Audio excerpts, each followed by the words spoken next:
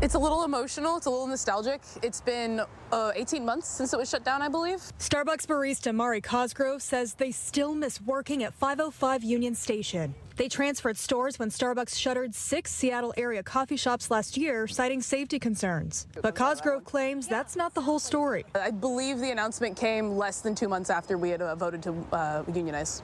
The National Labor Relations Board just filed a new complaint, alleging Starbucks violated labor laws by closing stores due to union organization, including multiple Seattle coffee shops.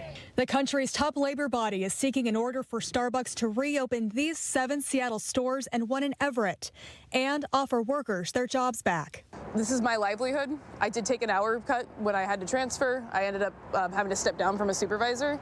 In response, Starbucks denies allegations of union busting and says it respects workers' rights to unionize.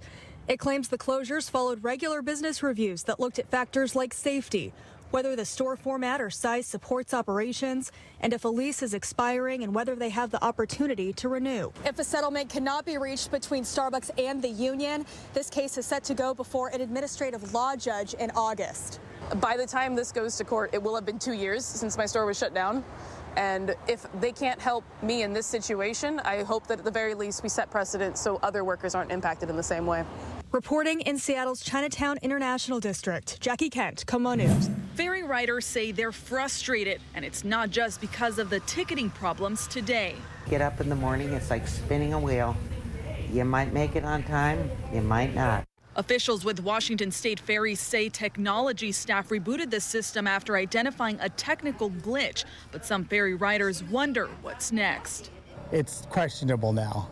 They usually, in the years past, of course, it was always like clockwork, but now it's kind of like spiraling. With thousands of people relying on ferry transportation, it's tough when boats are out of service too. They say money needs to go to what's needed the most right now, new boats.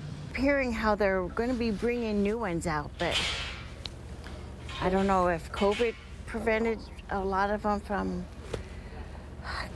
being finished.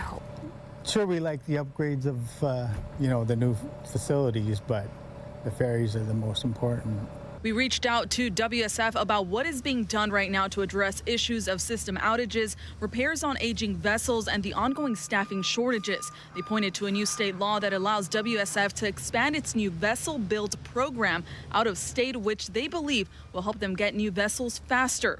Ferry riders hope that happens. They need to get them running or bring out the new boats, just so people can be dependable.